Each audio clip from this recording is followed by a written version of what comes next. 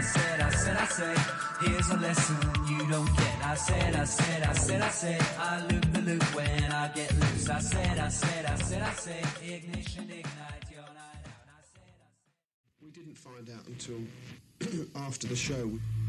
And Bill Kirbishley, who has a manager, his face was like slate. And he said, if you're going to do an encore, please make it brief, because something very, very serious has happened. Thousands of people were gathered waiting to get into the show. They all just started to push. That's when the problem developed. One massive wave. The bodies appear to have died of trauma. Those are the grim details. When we left the concert, we're listening to the reports on the radio. That was pretty eerie. December 3rd, 1979, 11 young people died outside Riverfront Coliseum. They had come to see a rock concert, The Who. In their efforts to get through the few doors that were open, they either suffocated or were crushed to death. There doesn't seem to be anything we can do about last night. We just hope to hell it doesn't ever happen again. A rock concert in the news. Thousands of young people had gathered hours early to get into Riverfront Coliseum in Cincinnati, Ohio. The attraction was the British rock band, The Who. Suddenly, one pair of doors to the Coliseum was broken open, and the waiting throng rushed inside, eager to get the best possible seats. In the stampede, 11 people were killed, 8 others seriously injured. Rock music fans everywhere were shocked. Observers blamed the tragedy on several factors.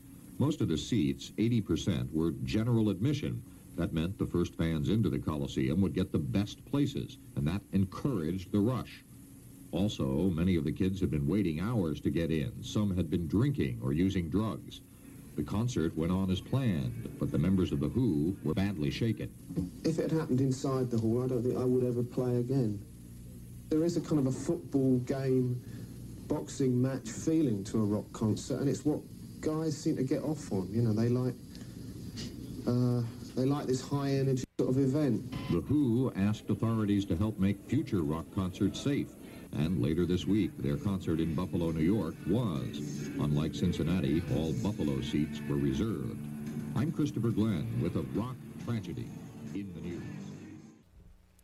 Hello and welcome back to the Not Fade Away podcast. Today we have the first installment of the Concerts Gone Wrong series.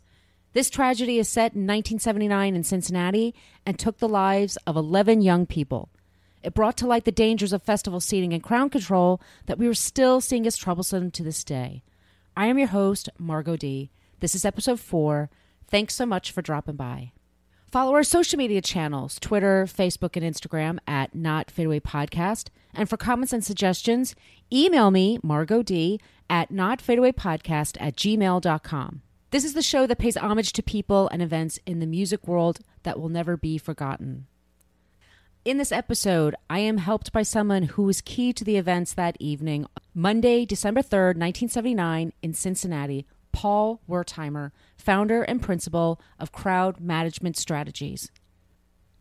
Say hello to everyone, Paul. My name is Paul Wertheimer. In 1979, I was the public information officer for the city of Cincinnati.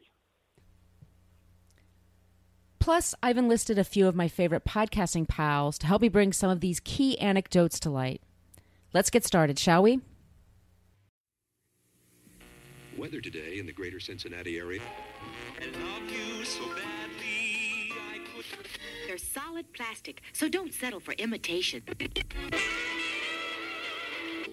But the senator, while insisting he was not intoxicated, could not explain his nudity.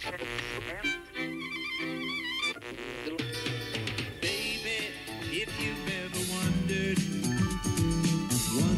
whatever became of me, I'm living on the air in Cincinnati, WKRP.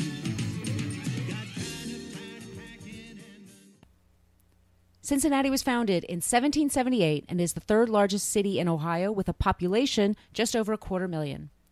In the 19th century, with its access to the Ohio River and steamboats being a main way to transfer goods, Cincinnati was a booming town, rivaling other popular cities on the East Coast, including New York, Philadelphia, and Baltimore. Also, in the 19th century, it was an abolitionist hotbed with several underground railroads operating to move slaves from the South up to the Northern Territories.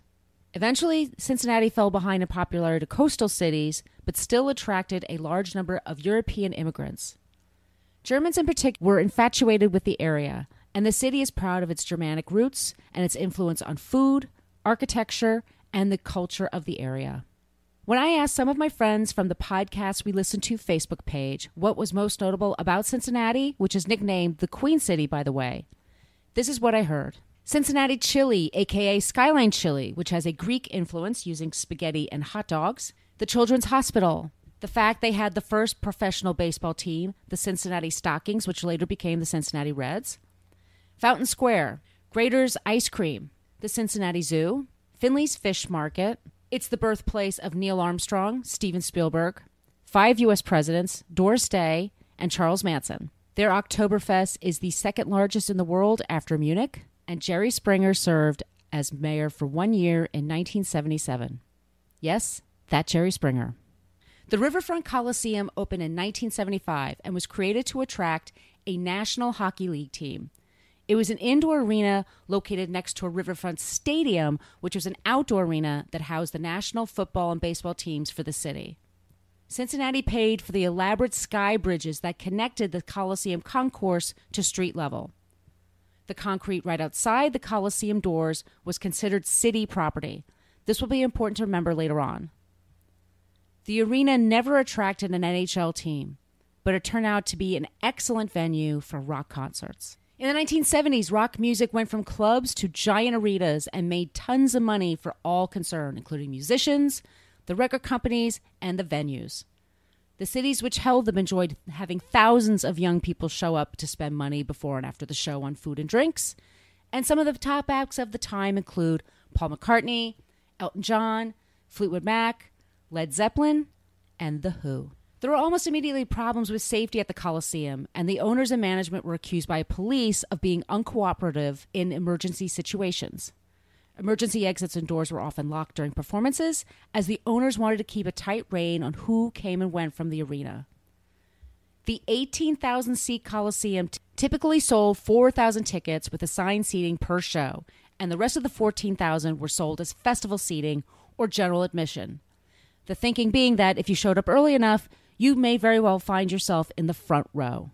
But oftentimes there was so much competition to get there that people wound up crowding up the aisles and creating a potential hazard should there have been an emergency. The police claimed that they were rebuffed several times trying to work with management at the Coliseum. Many concerned citizens wrote to the city council between 1976 to 1979 complaining about the deplorable conditions and a rude staff not interested or versed in crowd safety. One such person was Richard Klopp. He wrote several letters at the time, including this one. June 1976. Dear Sir, since last December I have enjoyed the dubious honor of attending 2 concerts by your firm at the Riverfront Coliseum. In both cases, the personal safety of myself and my fiancée was jeopardized, while in addition our aesthetic enjoyment of the show was diminished because of the deplorable conditions there. The 2 concerts I have attended, The Who and Paul McCartney, were both sold out on a festival seating or general admission basis. What this means for a promoter is money. For the concert goer who pays $7 or $8 per ticket, this means he'll have to sit in the aisles or on the floor, blocking the exits, getting walked over or stepped on by others, and jeopardizing his safety and the safety of others. If a fire or general panic broke out, many, many people would be trampled to death. This kind of deplorable, let alone dangerous management cannot be tolerated. At the Paul McCartney concert, for example, when the doors were finally opened, a half hour late, the mass of people pressed forward, literally crushing those by the doors and forcing others into any and all available space. This is what happens when tickets are sold on a festival basis, and it is no festival. Respectfully yours, Richard Klopp. Only one person on the city council ever wrote him back with concern. Jerry Springer. Yes, that Jerry Springer. He alone offered to look into the situation, but was insulted by management who told him he had no expertise in crowd control, and they would rather have the city focus on the problems of public urination that occurred in the concrete out front, the part that's owned by the city. As far as the Coliseum management was concerned, they didn't need the help, advice, or guidance of city officials, the police, or the fire department. They were making money, and since nothing major had gone awry, they were going to continue with business as usual. Paul Wertheimer was at one of those meetings in the summer of 1979. I can remember, as a representative of the city manager's office, of going to an intergovernmental affairs city council meeting and listening to the police department plea with city council to give them more authority over the crowd control outside the Coliseum, and to demand that the Coliseum take more responsibility for the crowd control of their of the rock fans they invite there. And I remember too that a representative, the president of the Coliseum, was there, and he used an argument that's still used today by the industry, that they can't afford to do it, that it's costing them too much money. And the Coliseum won the day. That was the summer of 1979. According to a Rolling Stone article written a month after the disaster, on August 8th, 1976, a concert security guard anonymously told the press the venue was regularly overselling tickets and had 20,000 people crammed in an arena at any time. This was a place, by the way, that was supposed to hold only 18,000 people. An editorial in the Cincinnati Enquirer read, "There is no reason to justify a ticket-selling procedure that encourages early congregation on the plaza. Experience has been shown they are an open invitation to trouble." A task force was organized to set things straight, which included 3 team members from the Coliseum and 4 others from the local government. A city report recommended reserved seating, but was ignored. So let's meet our band right now for this particular episode. This is what they would have sounded like live at that time.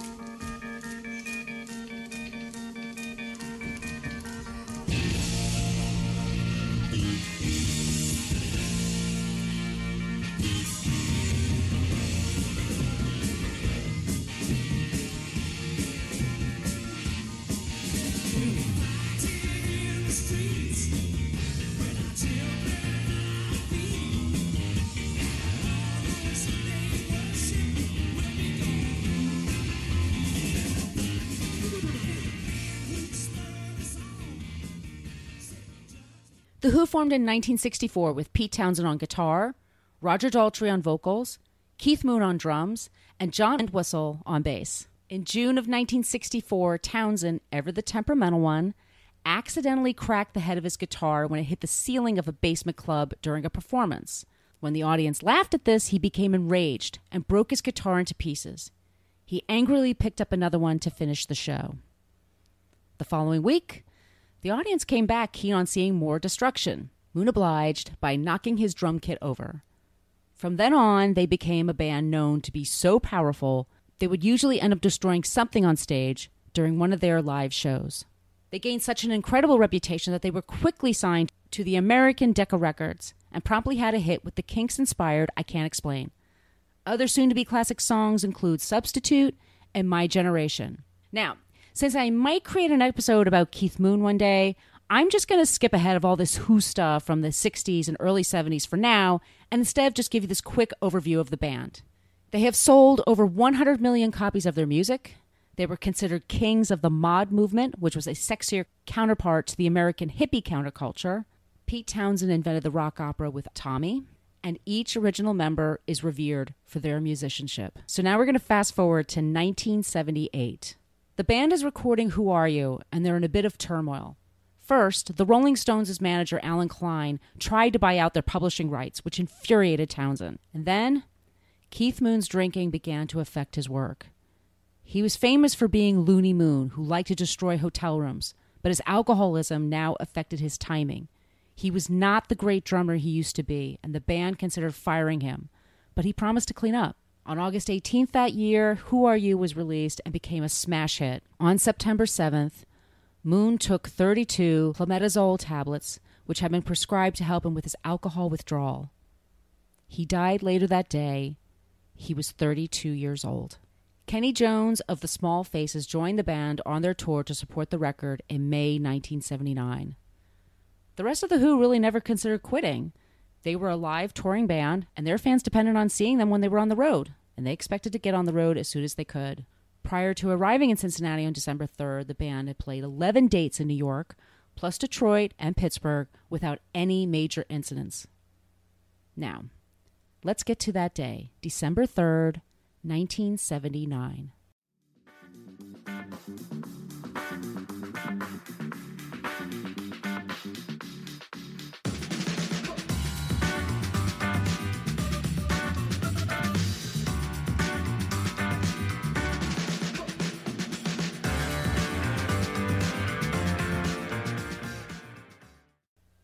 At 3 p.m., people began arriving at the Coliseum, fully ready to wait several hours in the frigid weather to get their coveted spot up front. There were already about 200 to 300 people there, alternately standing around and just doing some light calisthenics to warm up. Lieutenant Dale Mankhouse decided to bring in 14 officers to arrive at 3 p.m. instead of the usual 4 p.m. to meet the anticipated crowd. It was in the 30s that day, and with the wind coming across the Ohio River, it felt much chillier. But the folks gathered around were in really good spirits. This was an event the whole area was excited about, even all the way out into Kentucky. People had been talking about it for weeks beforehand. In the weeks prior to the concert, my friends and I listened to every Who record. In order to get good seats, you had to arrive early, so we got there at like 5 o'clock. There was a large group of folks there already, so we positioned ourselves at the edge of the crowd. It was just a happy group of people waiting for the doors to open. Dan Smith. So the entrance to the stadium resembled a V-shaped prow of a ship. And once again, the concrete in front of the stadium was the responsibility of the city and the local police. The Coliseum inside had their own security. So Mankhouse instituted 5 checkpoints. And in order to get to the doors, meaning on the concrete outside, you needed to show a ticket and not have any bottles or cans on you. Folks dressed, by the way, in several light layers to fight the cold, but most expected to shed some of that gear during the show when they were inside enjoying the band. Around 5 p.m., a rumor went out that the doors would open early at 6:30 instead of 7. It was quickly becoming very, very crowded. There were now almost 1,000 people waiting outside, and the doors would not be open for at least another 90 minutes. No one wanted to lose their spot in line because with the festival seating, everyone believed they alone had a shot at getting to the front row, but you had to be in line and you had to be first to get there. So the crowd started swelling quickly, and people were getting jammed very close together. Concert goer Deborah Shoemate was decked out in long johns, jeans, flannel shirt, a scarf, and a down jacket. It kept her warm when she first arrived that afternoon, but as the crowd started to swell and the sun went down, she actually felt herself getting uncomfortably hot, specifically around her neck. She tried to loosen her scarf when she realized she could not move her arms. They were pinned at her sides. Trying to gain some space, she attempted to plant her feet wider, but her legs were stuck together as well. She was now trapped in the crowd, completely standing upright. At this time, it's 5:30, and most people expected to be stuck like this for the next hour at least. Deborah looked for her younger sister, who was shivering in her shearling jacket. The heat from the crowd was suffocating. Deborah's ex-Marine husband helped her sister take off her jacket, which was then flown over the crowd and disappeared. So at this point, those observing from a distance thought things looked very orderly. No pushing or shoving, no loud voices. But some recalled later there were also no joyful sounds, like singing or laughing. They might as well have been standing in line ready to check out a book from the library with all the enthusiasm that they showed. The pressure of the bodies pressed so closely together muffled any sounds that could have come from that crowd. They needed to actually save their energy, as breathing was becoming more difficult by the minute, and it was also getting uncomfortably hot. The crowd would move around, which would release all the heat and create this ball of steam that would puff out into the crowd. A few people passed out standing up. Dan Smith. The Who arrived in Cincinnati at around noon on December 3rd after a successful series of gigs on the East Coast. Altogether, 18,348 tickets were sold. Of those, only 3,578 were for reserved seating. The rest were general admission, festival seating. The tickets cost $10 to $11 at the box office and sold out in 90 minutes, but scalpers were charging up to $100 per ticket that night. That is the equivalent of $350 in today's money. But for a lot of people, it was going to be the only time to see the band in Cincinnati, and some people were willing to pay that price gleefully. The band's take-home pay, after all the debts were covered, would be $100,000, which is about the equivalent of $350,000 in today's money. At 2 p.m., the band checks into the Stouffer Cincinnati Towers, which is now known as the Millennium Downtown. At 3 p.m., Daltrey and Townsend decide to check out the local mall. They gravitated towards a bookstore looking for something to read later on. The store manager, a 40-year-old woman who instantly recognized them, was impressed with how quiet and polite they were. Back in the early through mid-'70s, The Who was known as a party band that liked to wreck backstage areas just out of sheer boredom.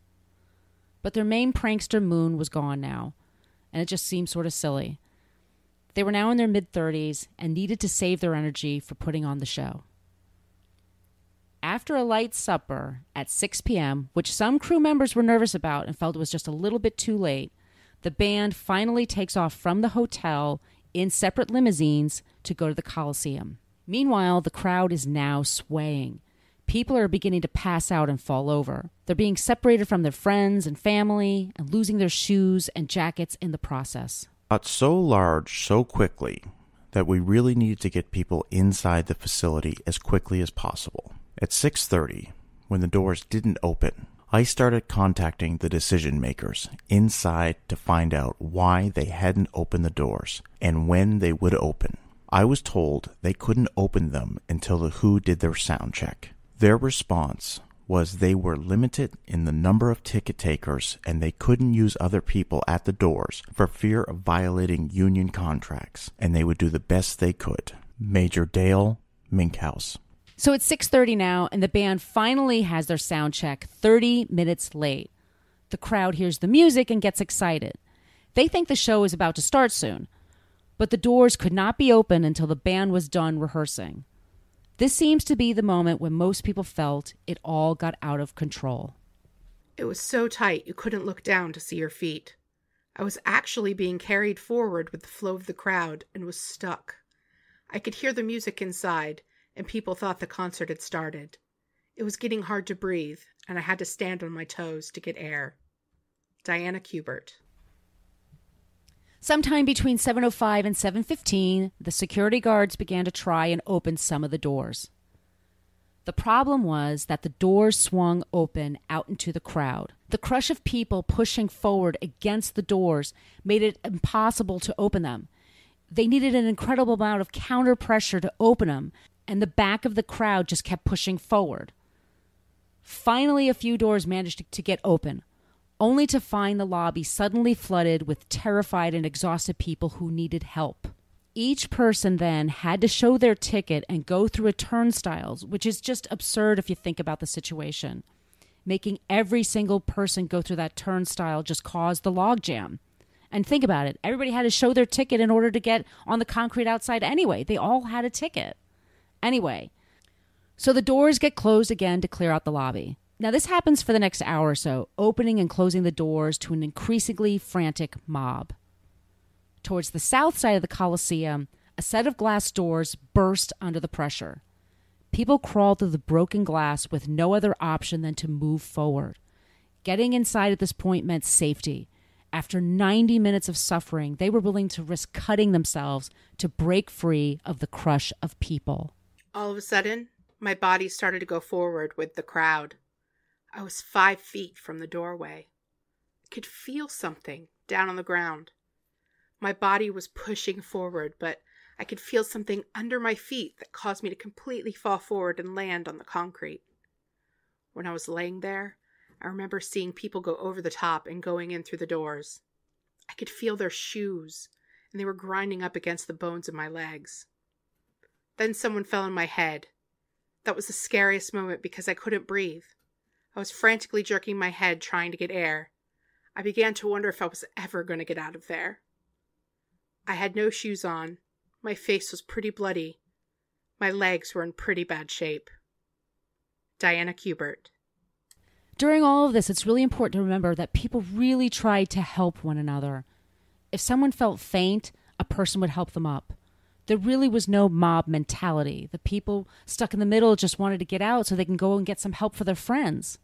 This is a recollection from an unnamed concert goer she gave to the police while being treated at the hospital later on. They opened the door and everyone started pushing forward. Then people started pushing backward, and it was getting hot and people started to pass out. And then they were falling on the ground, and we were trying to pick them up, and I got pushed to the ground, and a guy told me to hold on to his neck. Then he said, "I'm sorry, I can't hold you anymore. There's nothing I can do." And I just started praying to God as loud as I could. People around me kept saying, "Pray louder, pray louder." And I did. All of a sudden, a couple of people cleared away for me. As the doors were alternately opening and closing to the lobby, it became chaos as arms and legs became tangled trying to get through the turnstiles. At this point, security guards had to use their medic skills and administer CPR on people passed out on the already crowded floors. About 20 feet back from the door, we did find a female victim. Her skin was blue. I tried to take her to the first aid station. I pushed on the door and it was locked. I pounded on the door and a private security guard opened the door. I said, "Let us in. We have a bad one." He said, "I can't. There's no room." And at that point, he opened the door and literally every square foot of floor space had a body. And it wasn't until that point that I understood how big this event had become. We called every life squad and every ambulance in the city, every resource in the city available at that point in time. There were bodies laying everywhere, some that were dead, and many more that were injured. There was just so much havoc at the time. Major Dale Minkhouse. Now, this is kind of funny to think about, but that night, half the people that attended the show literally had no idea what was going on. They just simply walked through another entrance of the building and just took their seats. And some of those that did know what was going on, they were just in shock. Once they went inside, a lot of them just took their tickets, went to their seats, and sat down and then tried to enjoy the show. In fact, Dan Smith recorded it for posterity. Some people tried to get help from the cops located inside the Coliseum. Now, let's remember, there were probably a lot of police officers inside that didn't know what was going on outside as well. But this is something that happened that night. I told him, "What are you doing? People are getting trampled up there." The officer looks me over and says, "What do you do for a living?" Caught up in the absurdity, I answered, "Working on a PhD in language." The officer replied, "Well, you just used a dangling participle." I could only think to reply, "I think I know more about language than you do." The policeman smiles at me and says, "Well, then don't tell me how to do my job." I yelled, "People are getting hurt!" And he just said to me, "Well, we can't do anything." I stormed off and eventually found my wife. Richard Klopp.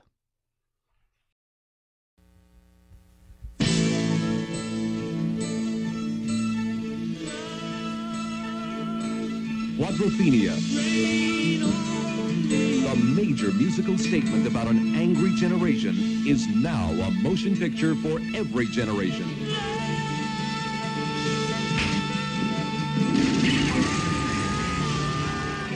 Quadrophenia for everyone. The Who had not been told that there was any issue going on and began their show with a 15-minute trailer for their upcoming movie, Quadrophenia. It's notable for being the screen debut of Sting and featuring a whole slew of motorbikes. The trailer features scenes of nihilism that excited some of the audience, but made others who had just survived the horror outside very uneasy. They had seen enough chaos for one lifetime, thank you very much. Scene after scene seemed to feature a bunch of angry white people shouting at each other and rebelling against everything and anything. Yeah, I'll show you what you can do with your job, and all that other rubbish you can stuff right up your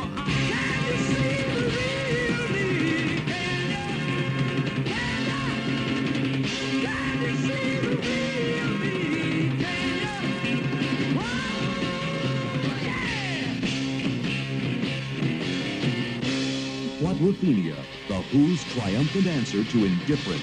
The movie the music's been waiting for. Outside the Coliseum, every available first responder in the area was on duty trying to save lives, but the number of those affected was staggering. Diana Cubert's brother managed to save her from the crowd and carried her to an ambulance. There is a news clip of Diana looking ragged and frightened. It's one of the more famous video images from that night. Right away, they had to cut all of my clothes off because my body had swollen up so much. I was pretty hysterical and also thankful I was breathing, that I was alive. I didn't know anyone had died until I was at the hospital. Then I realized what I had tripped up on, you know? At the time, I knew it was something big on the ground, but I never dreamed it was a body laying there. They tried to blame the crowd. A bunch of young people on drugs caused this to happen, and it wasn't true at all. Diana Cubert. So this went on for hours while the Who were on stage. At 9:15, Paul Wertheimer of the Cincinnati Public Information Office arrived at the Coliseum. It was his job to relay information to the media. I arrived at the Coliseum around 9:15. That was after the tragedy was known, but they were still trying to figure out what was going on at that time. I was homesick that day, and I was watching the TV, and there was a news flash bulletin that 7 or 8 people had died at the Coliseum. So being the city manager, the public information officer, I just got dressed and went down there, figuring I might be able to help. And when I got there, it was a kind of a surreal situation with clothing and shoes piled up everywhere. Kind of reminded me of a concentration camp situation. And there were still paramedics working or assisting people. There was a certain amount of chaos. I found the mayor, J. Kenneth Blackwell. It was his first couple of days as mayor. And I found the assistant city manager, and then the fire chief came by, and everybody was trying to figure out what happened. Nobody at that time, around 9:15, and the doors were supposed to open, if I may say, at 6 o'clock. At 6:30, the doors were supposed to open at 6:30, but they didn't because the band, The Who, was late. They hadn't done their sound check, so they wouldn't let anyone in until they were done with their sound check. And the first bodies were discovered around 7:50 or so. And most of them were known by 8 o'clock. So I came down there, and everyone's still trying to figure out if it was bad drugs in the crowd, if there was a gas leak. We were so naive, we had no idea what happened. And then we got the medical first responders started telling us heart attacks, asphyxia appeared to be the problem, and they recognized crowd crush had occurred. Then the decision was, do we cancel the concert or not? And the decision was made not to do that. When The Who ended their performance, their tour manager told them to play one quick encore. He had some very bad news to relay afterwards. In total, 11 people died and dozens were injured in the span of just a few hours. So the question became, how did this happen? Now, in the immediate aftermath, believe it or not, many members of the press blamed the victims for being self-indulgent drug addicts who got what was coming to them. Once again, Paul Wertheimer. Nightmarish, horrible, out of control, deadly situation, where many people were asphyxiated standing up. The crush was so bad. You couldn't even, and if you've been in a crowd where you lose control of your own ability to move, you know what that's like when you can't lift your arms, or you're lifted off the ground by the pressure of people around you who just push you up in the crowd like a cork. You know what that's like, but nobody cared. And it was, I was going to say it's hard to believe, but back then, we are in 2017, and music fans and rock fans are still mistreated. But there was a kind of neglect as far as the venue was in the arena about the safety of young people outside. And rock and roll in 1979 was not established as part of the general American culture as it is today. So if bad things happened at concerts, the first thing to do was to blame the victims, or blame the fans. Sometimes they caused the problems too, but it was always just default blame the victims. So they got mistreated often. Walter Cronkite, revered news anchor for the CBS Evening News, gave a blistering speech the following evening, December 4th, blaming the audiences at rock concerts and repeating the mantra that a crazy stampede killed reckless people who were certainly asking for it. Man, I was greatly disturbed by the WCPO TV's depiction of us as a drug-crazed mob. There were too many people and just 2 doors open. It was an incredible bottleneck. It was a slow squeeze, not a stampede. I was stuck in it for 45 minutes. I went down twice and I wasn't sure that I would make it. I saw guys with blue lips. They couldn't get oxygen. I saw, I think, 4 ticket takers after I walked over all the shoes to get in. I couldn't keep my feet on the ground the whole time. I kept my arms in front of my chest to keep from getting crushed. People were climbing up on other people's shoulders. Man, people went berserk and started swinging their elbows. That was the only blood. There was no group panic. After I saw the dead people, it sunk in. Dead. Just dead. It pissed me off to see Uncle Walter Cronkite blaming us for this. Mark Helmkamp. Now, one thing I really want to impart on all of you listening to this show, wherever you are in the world, whatever happened that night, you cannot label it a stampede. It is continually described as such to this day, even in the media in Cincinnati. But I want you to hear from Paul Wertheimer again, as he is a revered crowd security expert with intimate knowledge of what actually happened that night. Unfortunately, the media always uses the stampede. Seldom are there stampedes. Could have been a stampede certainly in Las Vegas, but there was no stampede in Cincinnati because, first of all, you have to be able to run somewhere or move quickly. A stampede is generally what we've seen on Westerns all the time.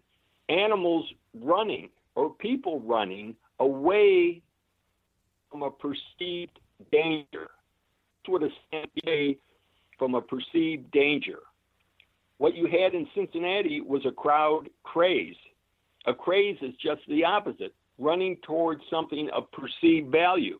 That's why a craze is when you see people try to get close to the artist on stage, to try to touch a celebrity, to grab a piece of clothing, to grab some souvenir, and competing against someone else in a forward motion.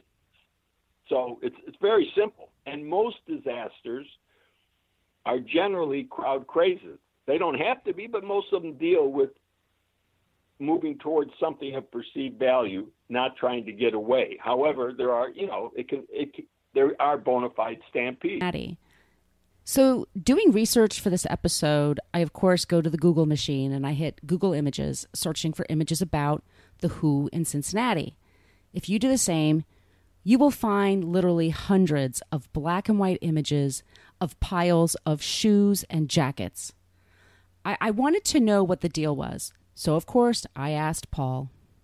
On the night of December 3rd, 1979, out in front of Coliseum, the temperature was approximately 36 degrees without a wind chill factor. Now, remember, the Coliseum was straddled the riverfront of the Ohio River. And there was a brisk wind coming from the south that hit the fans who were outdoors, had been outdoors forever. So everybody is dressed up, of course. It's December, and it's chilly.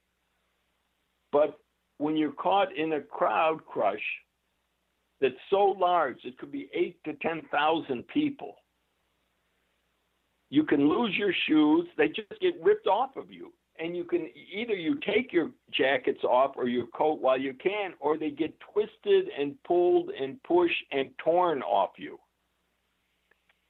Seeing shoes and clothing after a crowd crush is common worldwide. This is what happens. And that's why one of my crowd safety recommendations in the crowd is always wear proper shoes.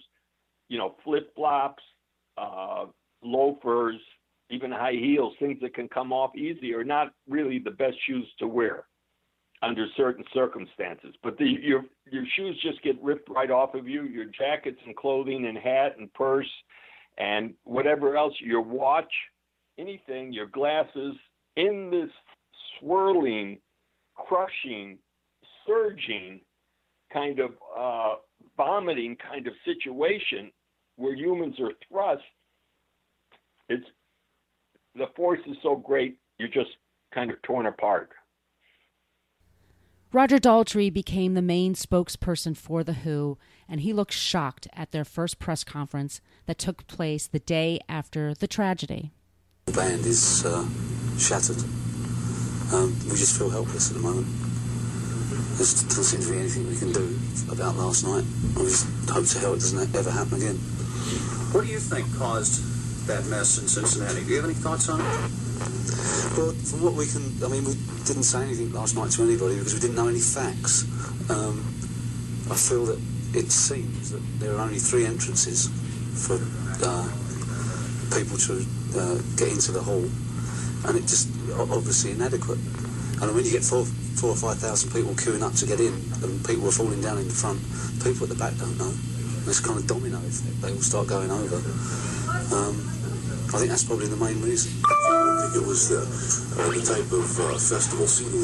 No, this is a common thing in rock and roll. I don't know whose idea it is. I mean, you must understand that we're artists. I mean, all that side of it is usually the decisions there are taken by the city hall or the promoter. I don't know. I think it's the city, actually. And it's a common thing in rock and roll. I mean, we've played the Silverdome in Detroit and filled it with 76,000 people, festival seating, and nobody came out with a bruise. So I don't really feel that is the problem. I really don't. And the night before in Pittsburgh, same seating, great crowd. I mean, it looks like a mess when you're looking at it, but those kids are just boisterous. They're bouncing about, you know. When did you hear about what happened last night? What was your first inclination of what had taken place? We finished our act on Won't Get Fooled Again, and we came off and we were asked to do a short encore because they had problems. And by the look on my manager's face, I knew something was serious had happened. But I mean, I thought it was a drug overdose or something, you know. And then when we did a very short encore, and we came off and he told us. I mean, we didn't know prior to the show at all.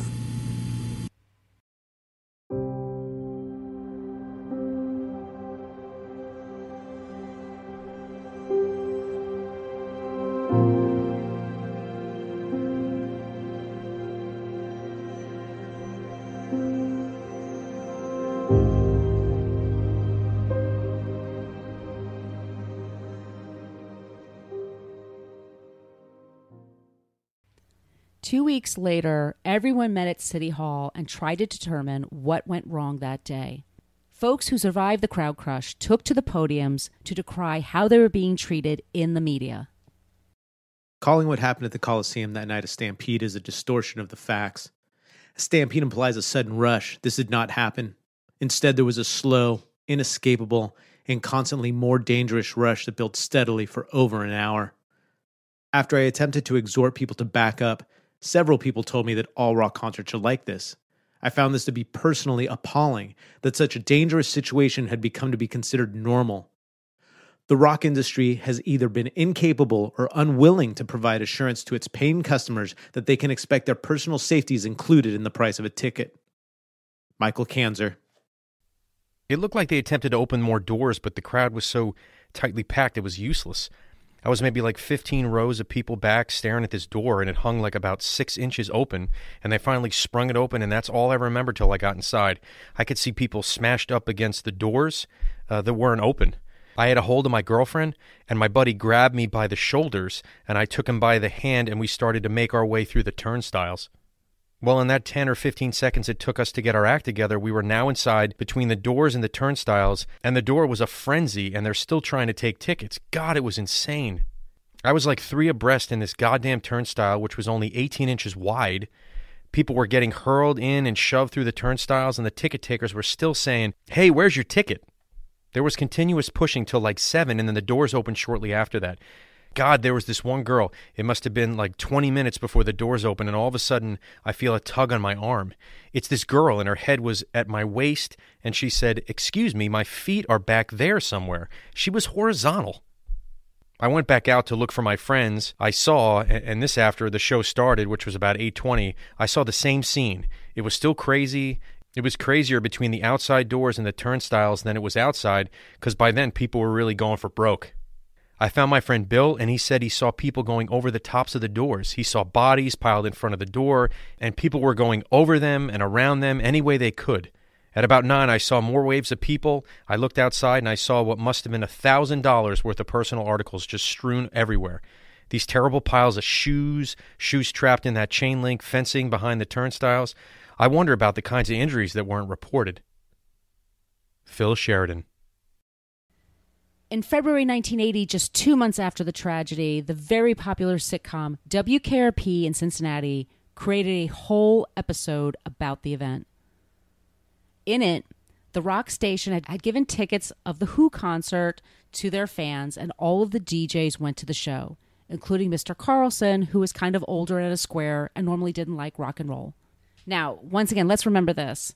In real life, most people that attended that show had no idea what was going on. They didn't find out anything was wrong until they left the building and encountered all of the first responders and news crews. Here is a clip of Mr. Carlson, the station owner, talking about his experience at the concert the following morning. This is when he learns what happened from his staff. Right into mine. Oh, I'm sorry about that, Venus. You know, I got a confession to make.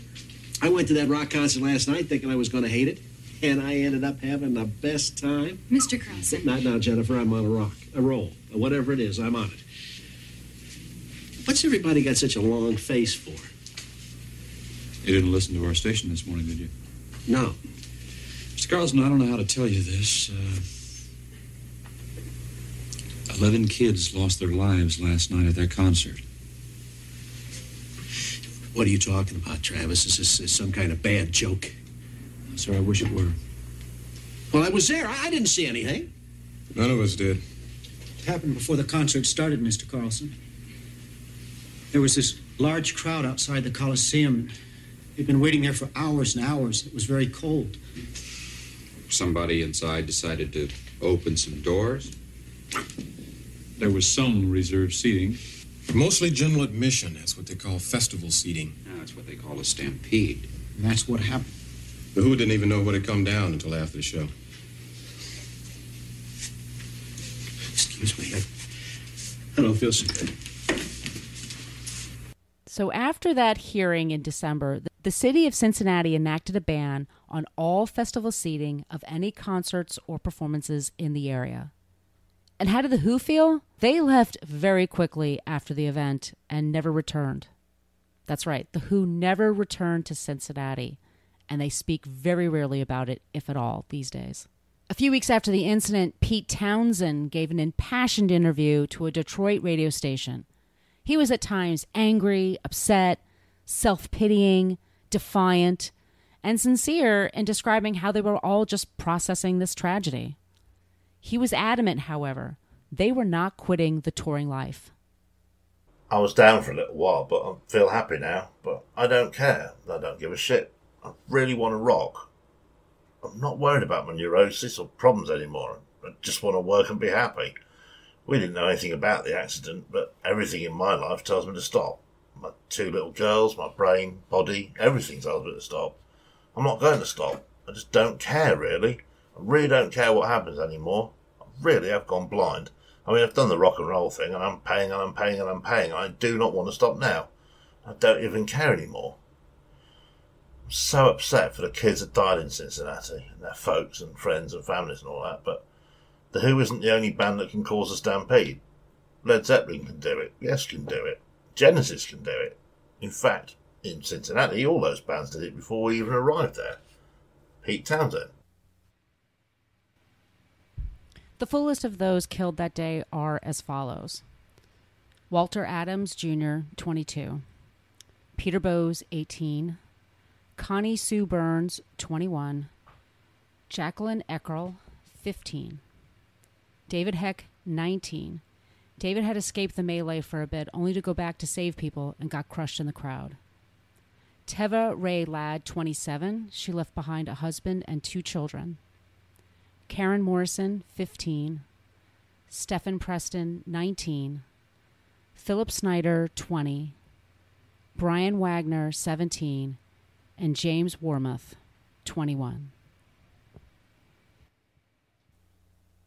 Now, there were, of course, several lawsuits at the time, but all were settled out of court, and no one has ever taken responsibility for the events of that evening.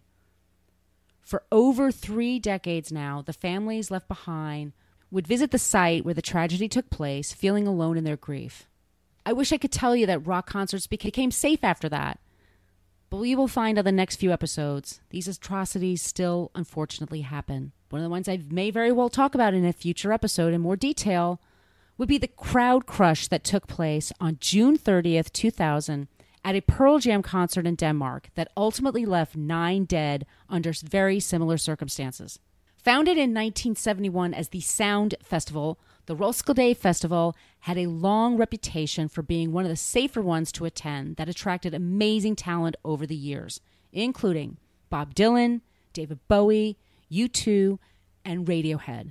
At 10:30 that evening, the band hit the stage in front of 50,000 excited fans. Within an hour, the band's manager told them 8 men died between the ages of 17 and 26, all had suffocated in the mosh pit while the band performed right in front of them. A 9th victim died later at the hospital. Pearl Jam was devastated by the news and canceled their next 2 performances. On July 1st, none other than Pete Townsend had called lead singer Eddie Vedder to console him. Townsend advised Pearl Jam not to leave too soon. He also told them he regretted how he spoke to the press in the aftermath of Cincinnati, and that he spoke, and I quote, without proper consideration of the fact that the people who deserved respect were the dead and their families. On October 4th, 2014, lead singer Eddie Vedder gave this tribute to all victims of stadium violence everywhere at a concert in Cincinnati. To the Who, and we'd like to dedicate this one to all the families that have had to go on living with the reality of that event that happened all those years ago, about 35 years ago in December. So we know a little bit. It became something that we had to learn about too, and they reached out to us when we really needed it, and it's good. It's another reason why seeing everybody's positive energy here tonight in the same building. That's so much fun. So listen, Pete and Roger, and this was the last song they played.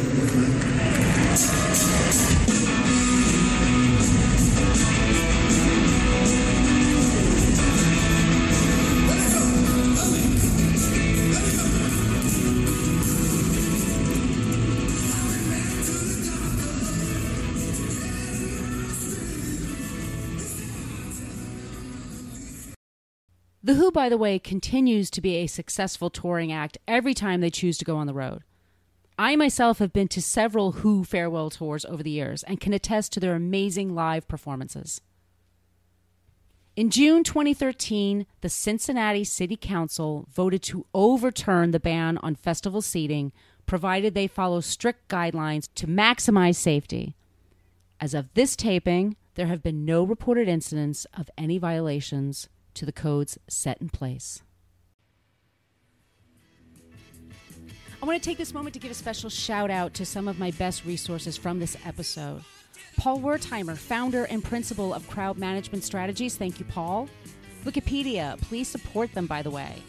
Rock and Roll Tragedy from Rolling Stone magazine, published January 4th, 1980, and Are the Kids All Right?, the book by John Grant Fuller.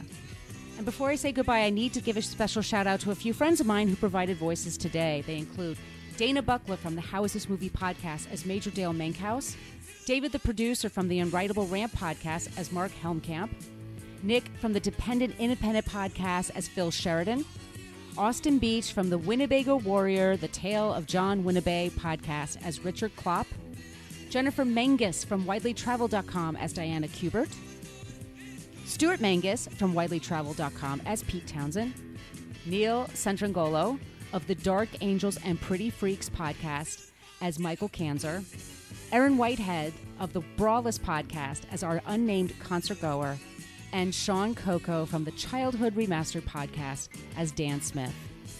Thanks to everyone.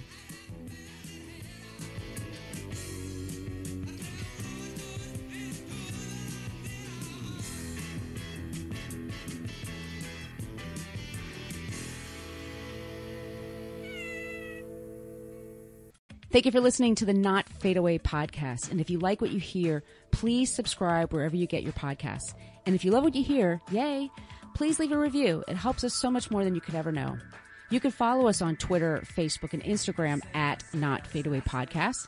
You can email us with comments or suggestions to notfadeawaypodcast@gmail.com.